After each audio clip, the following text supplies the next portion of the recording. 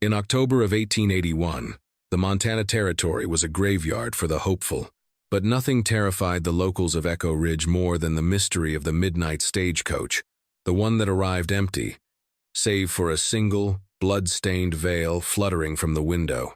The mail-order bride, a woman named Eliza Mercer, had vanished into the unforgiving wilderness.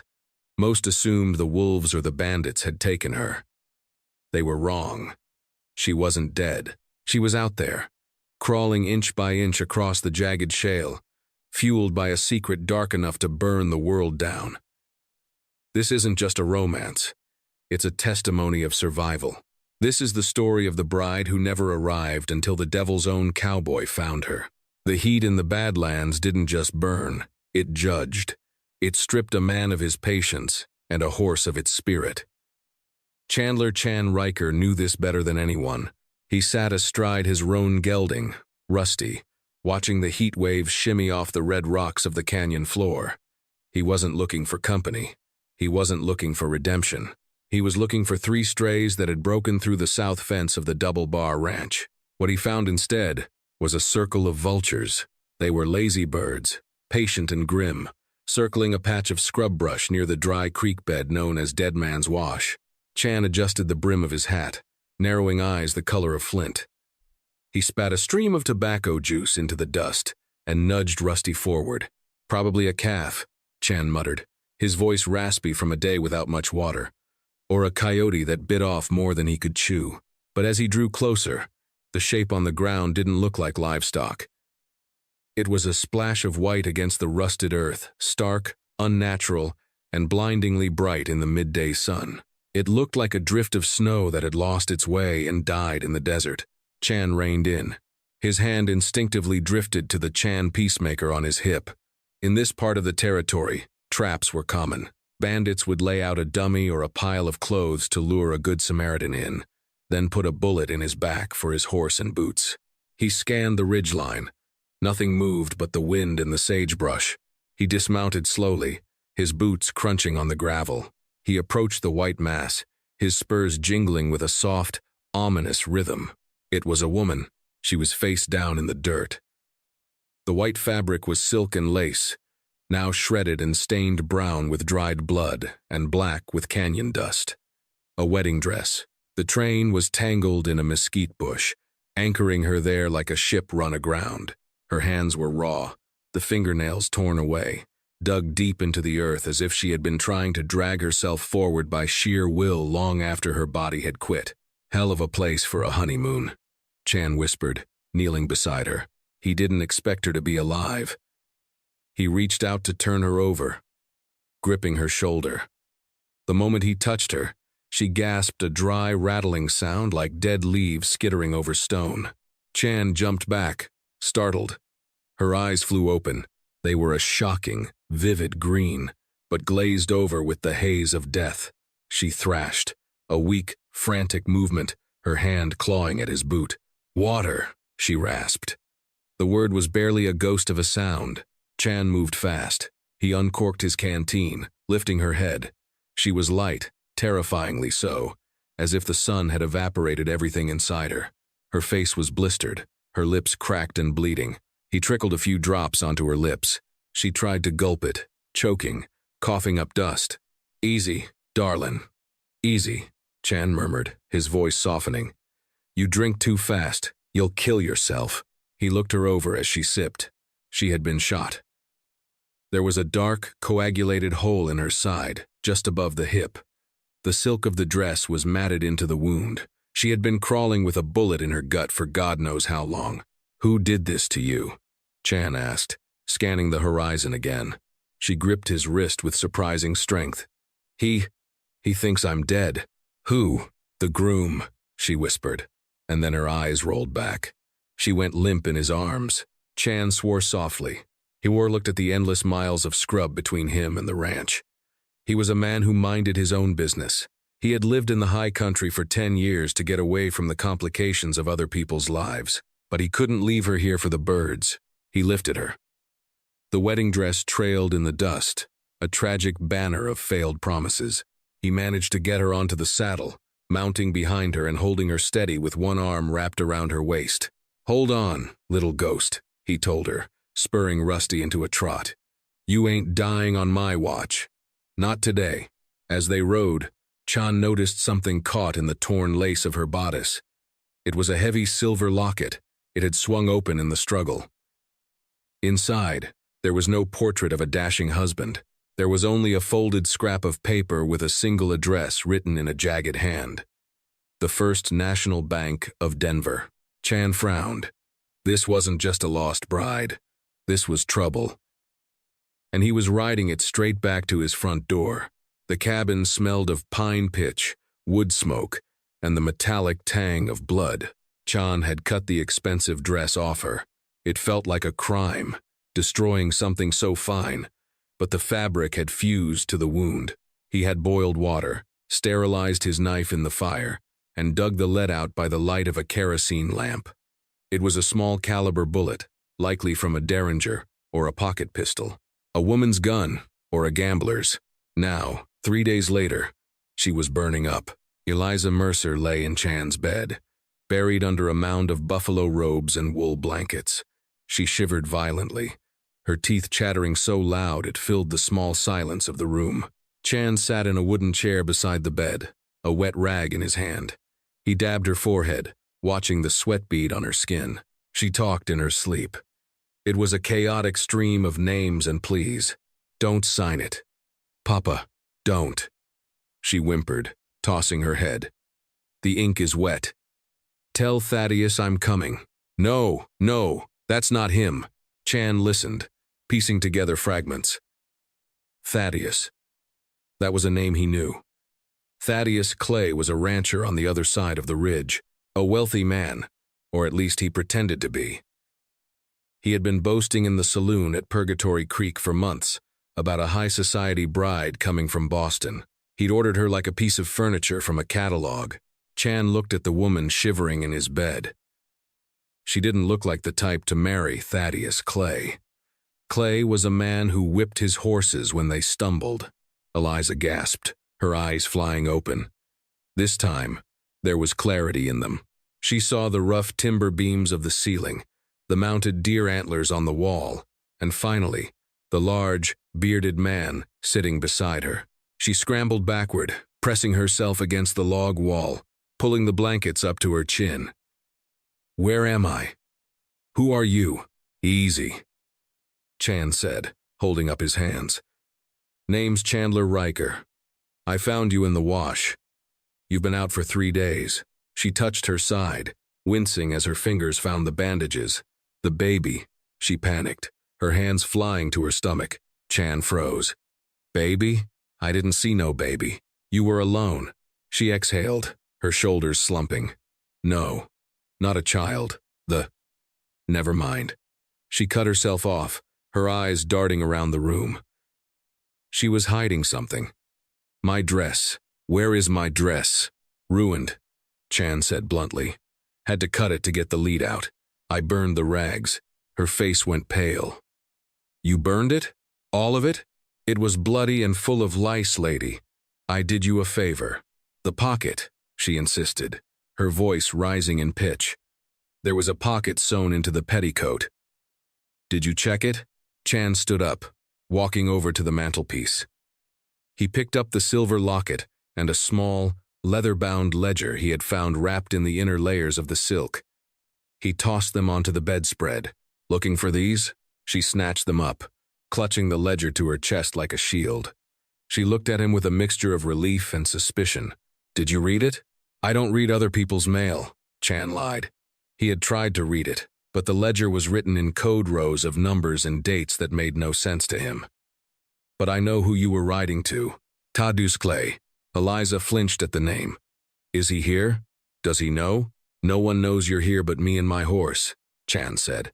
"And I aim to keep it that way until you tell me why you were crawling through the desert with a bullet in you." Eliza looked down at her hands. They were bandaged, cleaner now, but still scarred. "The stagecoach was attacked," she said, reciting the story mechanically. "Bandits. They killed the driver. I ran.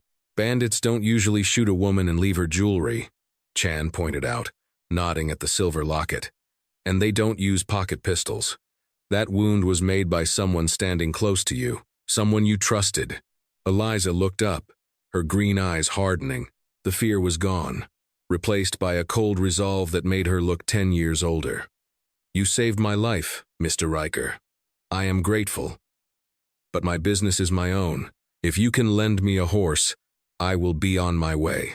You can't even stand up, Chan laughed dryly. And Thaddeus Clay isn't the man you think he is. If you go to him looking like that, he won't take you in. He ordered a pristine bride, not a broken one. Thaddeus Clay is the least of my worries, she muttered.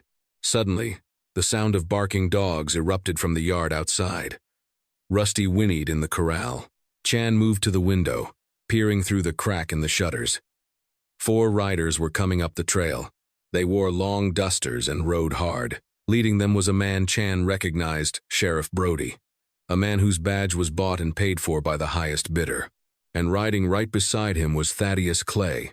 Well, Chan said, checking the load in his revolver. Looks like your fiancé is the impatient type. He's coming up the drive.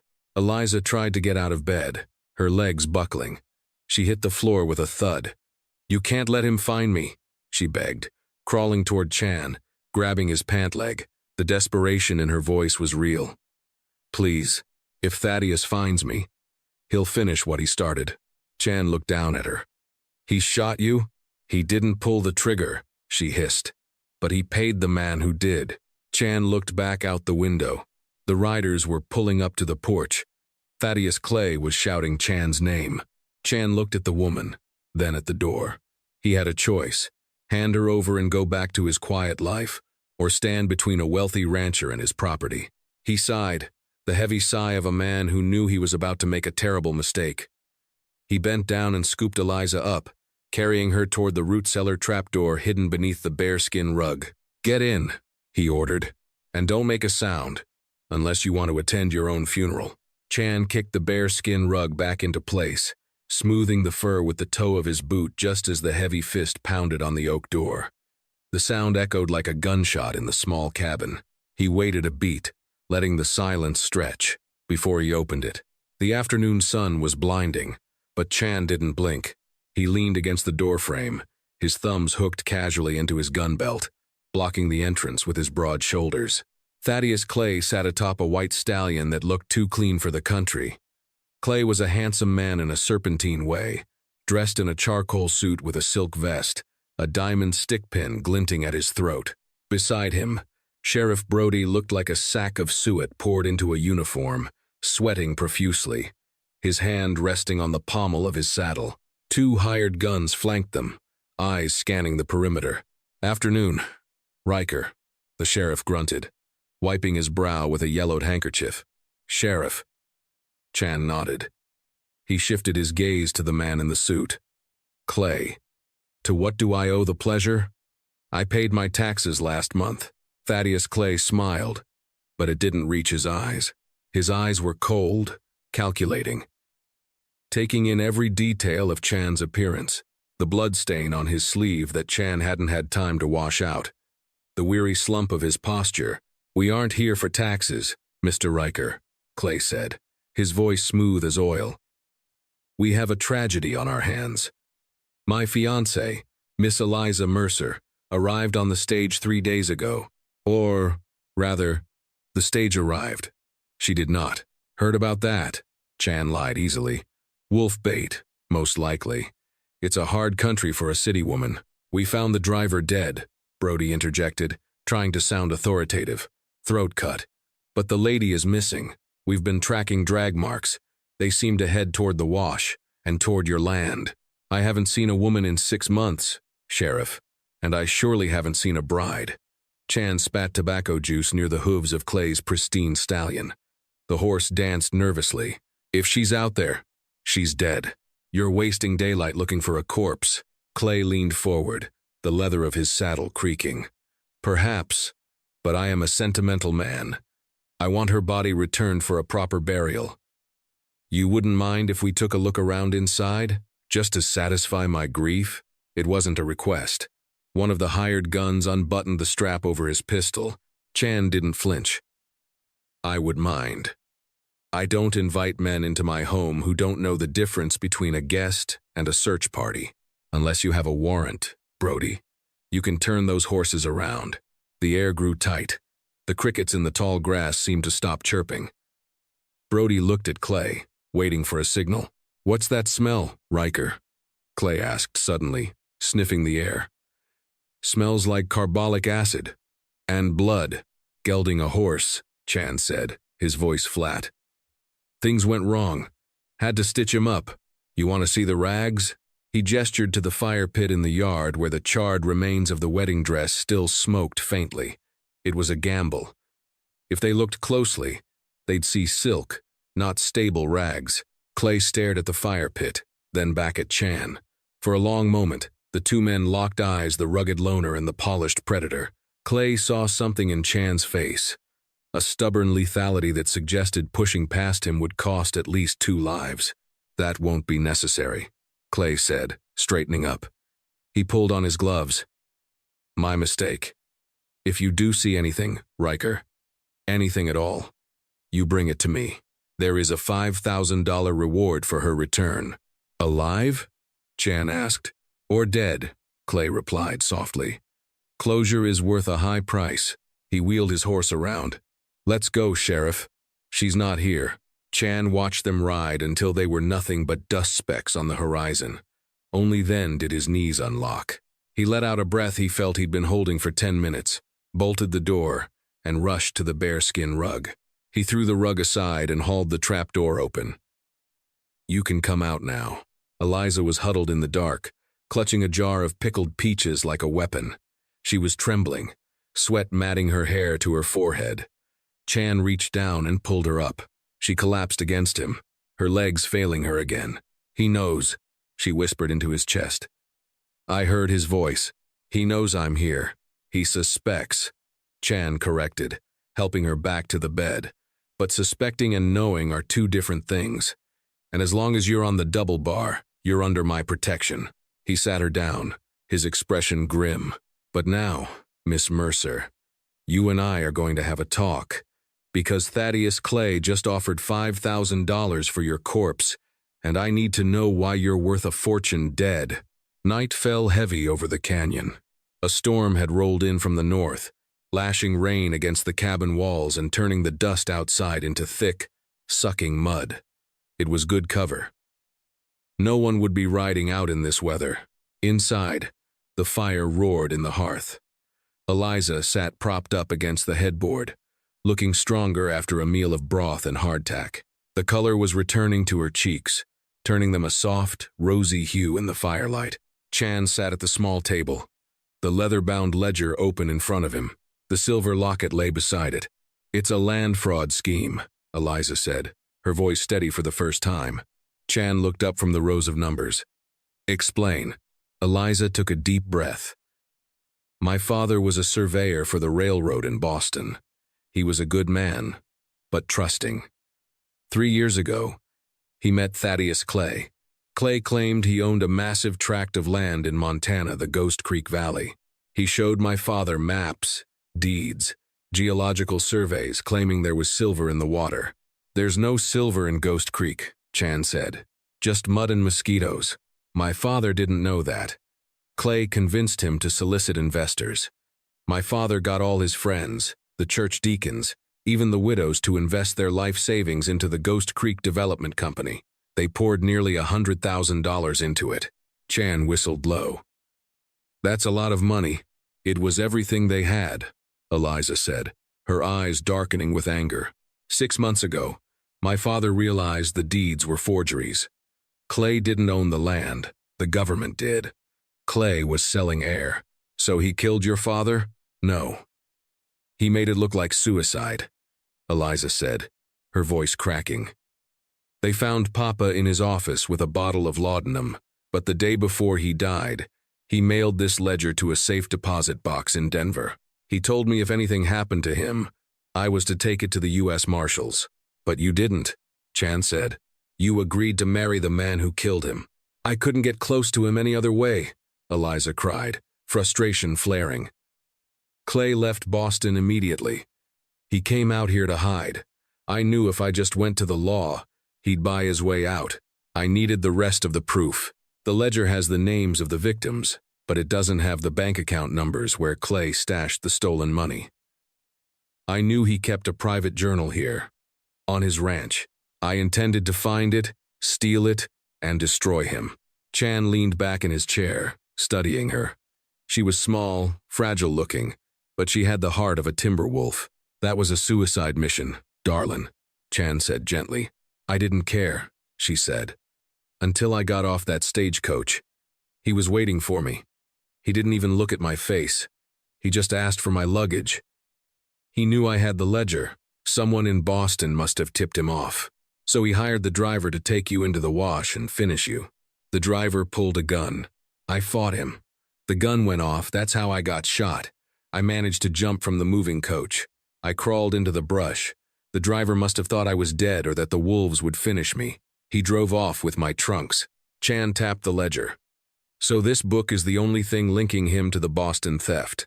Yes, and if he gets it, he destroys the evidence. And he keeps the money. She looked at Chan, her green eyes pleading. You have to help me get to Denver. If I can get this to the federal authorities. Clay hangs. Chan stood up and walked to the window, watching the lightning flash over the mountains. He thought about his quiet life. He thought about the demons he had been running from his past as a gun for hire in the range wars. The blood on his own hands he had tried to wash off with honest ranch work. Helping her meant war. It meant taking on Thaddeus Clay, the sheriff, and half the hired guns in the territory. He turned back to her. The firelight caught the curve of her neck, the desperate hope in her expression. He felt a pull in his chest he hadn't felt in years.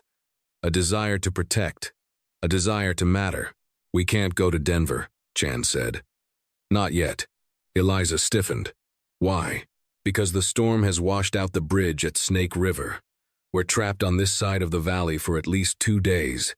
He walked over to the bed and sat on the edge. He reached out, hesitating for a moment, before brushing a stray lock of hair from her forehead. His fingers were rough, calloused, but his touch was surprisingly tender. Eliza didn't pull away. She leaned into his hand, closing her eyes, and, Chan continued, his voice dropping to a low rumble. Because running ain't my style. You said Clay has a private journal? The one with the bank accounts? Yes. He keeps it in his study. Then we don't need to run to Denver, Chan said, a dangerous smile touching his lips. If we want to nail this coffin shut, we need that journal. We're not going to hide, Eliza. We're going to rob him. Eliza's eyes widened. Rob Thaddeus Clay? He has 20 men. He has 20 men looking for a dead woman, Chan said. He isn't expecting a ghost to walk right through his front door. Chan stood up and blew out the lamp, plunging the room into the soft glow of the fireplace. Get some sleep, little ghost. Tomorrow, I teach you how to shoot. The storm broke at dawn, leaving the world washed clean and smelling of wet sage and ozone. The sky was a bruised purple, slowly healing into a hard, bright blue. Behind the barn, the air was shattered by the crack of a gunshot. Eliza flinched, the heavy revolver bucking in her small hands. The bullet went wide, kicking up a spray of mud 10 feet to the left of the tin can perched on the fence post. She hissed in frustration, rubbing her wrist. The Chan, 45, was a beast of a weapon, heavy and cold, smelling of oil and violence. You're jerking the trigger, Chan said. He was leaning against the corral fence, chewing on a stalk of straw, watching her with half-lidded eyes. You're anticipating the kick. The gun knows you're scared of it. I am not scared, Eliza lied, pushing a lock of hair out of her eyes. She wore a pair of Chan's old denim trousers, cinched at the waist with a rope, and a flannel shirt that swallowed her frame. She looked ridiculous and beautiful all at once. You are, Chan said, pushing off the fence. He walked over to her, the spurs on his boots chiming softly. And that's fine. Only a fool isn't scared of a loaded weapon, but you got to master it, or it masters you. He stepped up behind her. He was close, distractingly close, She could feel the heat radiating from his chest against her back. He reached around, his large, rough hands covering hers, correcting her grip on the walnut handle. "Loosen up," he murmured, his voice rumbling in her ear. "You're strangling it. Hold it like you would well, I suppose you hold teacups in Boston. Hold it firm, but don't crush it." Eliza's breath hitched. The physical contact was electric. For 3 days, they had existed in a bubble of survival, nurse and patient, protector and refugee. But out here in the morning light, with the adrenaline of the gunfire singing in their veins, the dynamic shifted. She wasn't just a victim anymore, and he wasn't just a Samaritan. "Like this?" she whispered. "Higher," he instructed, guiding her arms up. "Sight down the barrel. Don't look at the target. Look at the sight. When you're ready, you don't pull. You squeeze, like a heartbeat." Eliza focused. She felt the steady thump of his heart against her shoulder blade. It calmed her own racing pulse. She lined up the sights, inhaled the sharp morning air, and squeezed. Bang! The tin can flew off the post, spinning into the tall grass. "I did it." She spun around, her face lighting up with a smile so genuine it made Chan's chest ache. "You did," he grinned, stepping back to give himself some distance. He needed it. Being that close to her was dangerous for a man who had sworn off attachments. "You got a natural eye, Eliza." Thaddeus Clay. Ben better watch his hat. They spent the rest of the day preparing. It wasn't just shooting. Chan taught her how to walk without making a sound, how to use a knife if someone got inside her guard, and how to look a man in the eye until he blinked first. By late afternoon, the mood in the cabin had shifted. The heist was set for that night. Chan had ridden out to the ridge and scouted the Clay ranch with his spyglass. "He's throwing a party," Chan announced, dumping a saddlebag on the table. "A memorial service for his deceased bride. The whole county is invited. Free whiskey and barbecue. The house will be full of drunks and noise." "It's perfect," Eliza said, her voice hard. "He's using my death to curry favor with the locals. It means the guards will be distracted," Chan said. He pulled a bundle of black fabric out of the saddlebag. "I rode into town, traded a gold nugget for this." He unrolled a black mourning dress and a thick veil. "You're going to walk right through the front door," Chan explained. "You'll be just another weeping widow or sad cousin paying respects. While everyone is crying over your empty coffin in the parlor, I'll come in through the servants' quarters. We meet at the study." Eliza ran her hand over the black silk. It was a grim costume, but fitting. "And if he catches us?" Chan checked the cylinder of his revolver, spinning it with a metallic whir. "Then, we make sure the memorial service gets a real body to bury." As the sun began to dip below the mountains, painting the sky in violent shades of orange and blood red, Chan grabbed Eliza's hand. He pulled her toward him, his expression intense. "Listen to me," he said, his voice rough. "We get the book. We get out. No heroics. If things go south, you run. You get on Rusty, and you ride until the hooves fall off. You don't look back for me. You understand?" Eliza looked up at him. The rugged lines of his face, the scar above his eyebrow, the eyes that had seen too much death and yet looked at her with such profound gentleness. "I'm not leaving you behind, Chandler," she said softly. Chan stared at her, then shook his head with a wry smile. "Stubborn woman. You're going to get me killed." "Maybe," she said, rising on her tiptoes to press a quick, searing kiss to his cheek. "But at least you won't die alone." Chan stood frozen for a moment as she turned to change into the morning dress. He touched his cheek, his skin burning. He grabbed his hat and jammed it on his head, hiding his eyes. He had walked into plenty of fights for money, for land, or for pride, but this was the first time he was walking into a fight for something worth keeping. The Clay Ranch was a fortress of timber and stone, lit up like a steamboat in the night. Carriages lined the long driveway, and the sound of a fiddle drifted on the wind, playing a mournful, slow tune. It was a grotesque display. Thaddeus Clay had spared no expense for the funeral of a woman he had tried to murder. Eliza adjusted the heavy black veil over her face. She felt like a ghost haunting her own wake. She walked up the front steps, her heart hammering against her ribs like a trapped bird. The hidden Derringer pistol Chan had given her strapped to her thigh beneath the petticoats felt heavy and cold. "Name?" the doorman asked. "A brute in an ill-fitting suit." "Cousin Margaret," Eliza whispered, feigning a sob. "From Street Lewis." The brute lost interest immediately, waving her in. "Drinks in the parlor. Coffins in the main hall. Make it quick." Eliza stepped inside. The house was opulent, filled with plush velvet drapes and crystal chandeliers that threw fractured light across the faces of the local gentry. They stood in clusters, drinking Clay's expensive bourbon and murmuring platitudes. In the center of the hall, surrounded by lilies that smelled suffocatingly sweet, was a closed mahogany coffin. Eliza felt a chill crawl up her spine. She approached it slowly. A portrait of her, one she had sent Thaddeus months ago, sat on an easel. It felt surreal, looking at her own face framed in black ribbon. "Tragic, isn't it?" Eliza froze. The voice came from right beside her. Thaddeus Clay stood there. He was dressed in impeccable black mourning attire, a glass of amber liquid in his hand. His face was a mask of practiced grief, but his eyes were sharp, scanning the room for threats. He was looking right at her. But through the heavy veil, he saw only a grieving relative. "I am so sorry for your loss," Eliza managed to whisper, disguising her voice. She was a delicate flower. Clay sighed, taking a sip of his drink. "Too fragile for this country.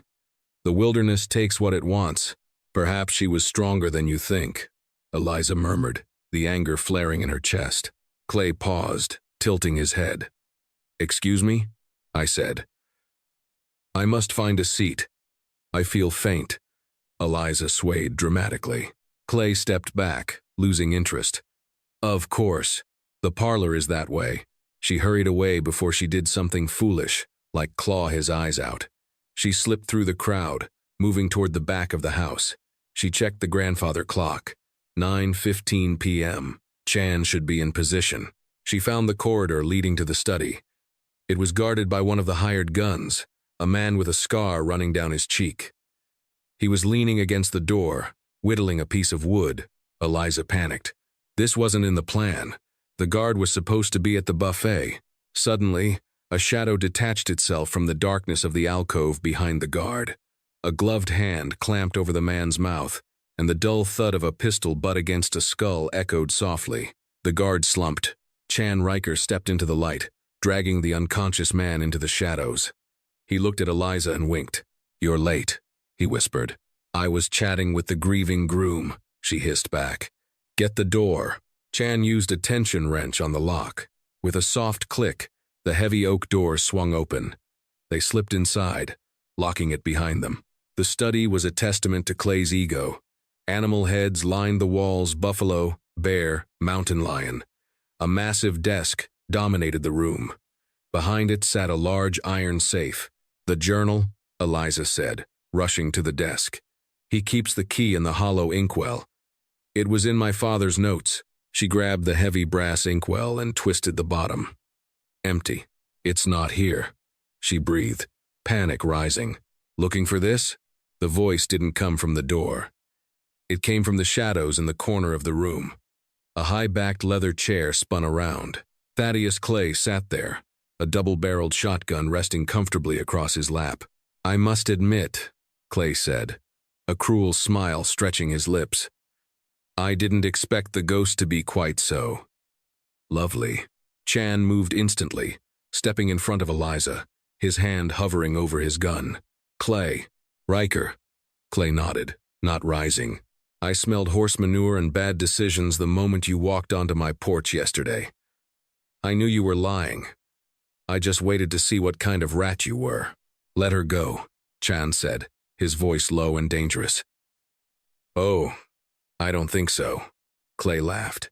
"She's the one who cost me $100,000.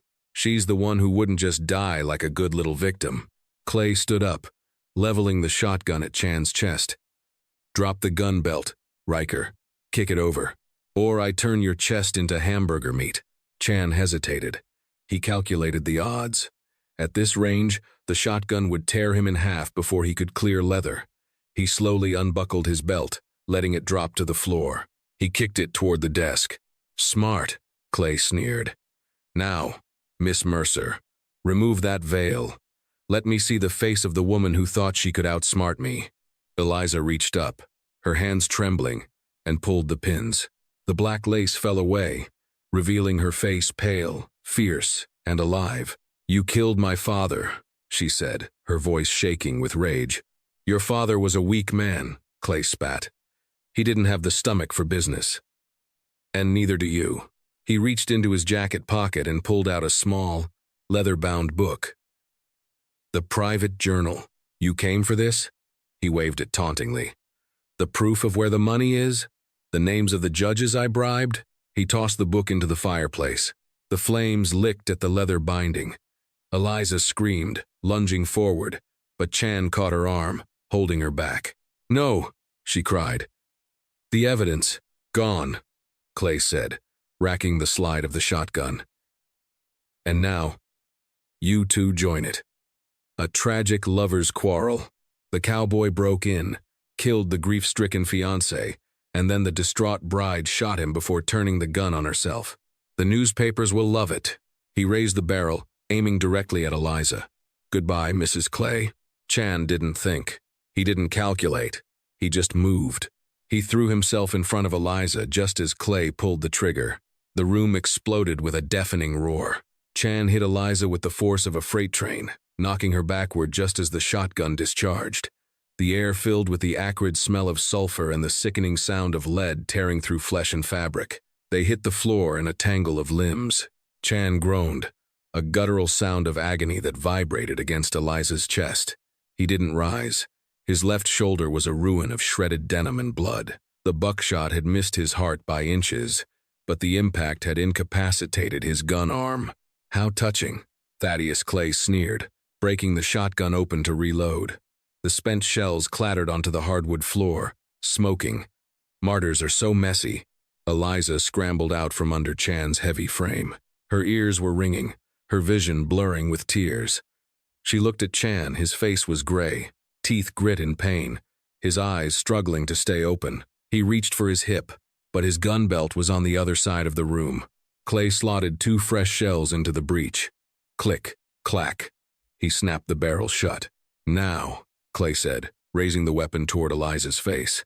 "Let's try this again." Time seemed to slow down. Eliza looked at the fireplace. The leather journal was curling in the heat, the edges turning black. The evidence was dying. The man she loved was bleeding out on the rug, and the monster who had destroyed her family was about to win. Squeeze. Like a heartbeat. Chan's voice echoed in her memory. Eliza didn't scream. She didn't beg. Her hand moved to the slit in her petticoats. Clay pulled the trigger. At the exact same moment, Eliza dropped to her knees and fired the Derringer upward. The shotgun blast went high, shattering the window behind her, showering them in glass and rain. But Eliza's aim was true. The small, .41 caliber bullet caught Thaddeus Clay under the chin, shattering his jaw and lodging in his skull. Clay's eyes went wide with shock. He dropped the shotgun, his hands flying to his throat, making a wet, gurgling sound. He stumbled backward, crashing into his desk, and then slid down to the floor, leaving a smear of crimson on the polished wood. He twitched once, and then lay still. Silence rushed back into the room, broken only by the crackling of the fire and the heavy drumming of Eliza dropped the small pistol, her hands shaking so violently she could barely breathe. She scrambled over to the fireplace, ignoring the heat, and kicked the burning log aside. She grabbed the journal with her skirt hem and pulled it out. It was scorched, the cover ruined, but the pages inside were intact. "Eliza!" She spun around. Chan was trying to sit up, his hand pressed over his bleeding shoulder. "I got him," she sobbed, crawling to him. "Chan, I got him. I saw." Chan wheezed, a bloody grin touching his lips. "Hell of a shot, little ghost. Hell of a shot." The sound of shouting came from the hallway. Footsteps thundered toward the study. The gunshot had alerted the house. "We have to go," Chan grunted. trying to stand. He swayed, his face losing color rapidly. "You can't ride," Eliza said, panic rising. "I can ride," Chan lied, "but I can't fight. Grab my gun belt. We go out the window." Eliza grabbed the heavy belt, draping it over her shoulder. She helped Chan to the shattered window. The rain was coming down in sheets now, a blessing that would hide their tracks. They climbed out onto the veranda roof and dropped into the muddy flower beds below. They moved like shadows through the chaos. The guests were screaming inside, the guards running toward the front door. No one noticed the two figures slipping into the darkness of the stables. Eliza saddled Rusty with frantic speed, her hands slick with rain and Chan's blood. She helped Chan into the saddle, mounting behind him, her arms wrapped tight around his waist to hold him upright. "Hang on," she whispered against his back. She kicked the horse into a gallop, tearing out of the corral and into the black mouth of the canyon, leaving the burning lights of the clay ranch behind them. The next 2 days were a blur of fever and fear. They didn't go back to Chan's cabin. It was the first place the sheriff would look. Instead, Chan guided her, in his moments of lucidity, to an old trapper's cave high in the Needles, a place of stone and silence where the water ran clear. Eliza became the surgeon this time. She used the last of the whiskey to clean his wound, dug out the buckshot with a sterilized knife, and stitched him up with thread from her mourning dress. She kept the fire low to avoid smoke, fed him broth made from rabbit. She caught herself and held him through the shivering nights when the fever spiked. She read the journal by the light of the dying embers. It was all there. The bank accounts in San Francisco and New York, the payoffs to Sheriff Brody, the forged deeds. It was enough to hang them all. On the morning of the 3rd day, the fever broke. Chan opened his eyes to see Eliza sitting at the mouth of the cave, cleaning the peacemaker. She looked different. The soft city girl was gone. In her place was a woman of the frontier, hair braided back, face smudged with soot, eyes sharp and alert. "You look dangerous," Chan rasped. Eliza turned, a smile breaking across her face like sunrise. She dropped the gun and rushed to his side. "You're back. I never left," he whispered, reaching up to touch her face with his good hand. "Just took a little nap. We have to move," Eliza said, her voice serious. "I saw riders in the valley. Marshals, real ones. They must have come from Denver." Chan nodded. "Help me up." They rode down from the high country under a flag of truce. They met the U.S. Marshals at the bridge over the Snake River. Sheriff Brody was there, trying to explain the death of Thaddeus Clay as a robbery gone wrong. When Eliza Mercer rode out of the tree line, alive and holding the scorched journal high in the air, Brody's face went white. She didn't need to speak. She simply handed the book to the marshal, a man with a mustache as thick as a push broom and eyes that tolerated no nonsense. He read a few pages, looked at Brody, and then nodded to his deputies. "Arrest him," the marshal barked. As the cuffs clicked around the sheriff's wrists, Eliza felt the weight of the last month lift off her shoulders. It was over. Her father was avenged. The stolen money would be returned to the widows and workers in Boston. She turned to Chan. He was leaning against his horse, pale but standing tall. He watched the proceedings with a quiet satisfaction. "Well," Chan said, tipping his hat. "Looks like you're a hero, Miss Mercer. The East will welcome you back with a parade." Eliza looked at the marshal, then at the road leading east, back to civilization, back to tea parties and paved streets. Then she looked at the Badlands, the red rocks, the endless sky, and the rugged cowboy who had crawled through hell to keep her alive. "The East is cold this time of year," Eliza said softly. Chan halted. He looked at her, hope warring with hesitation in his eyes.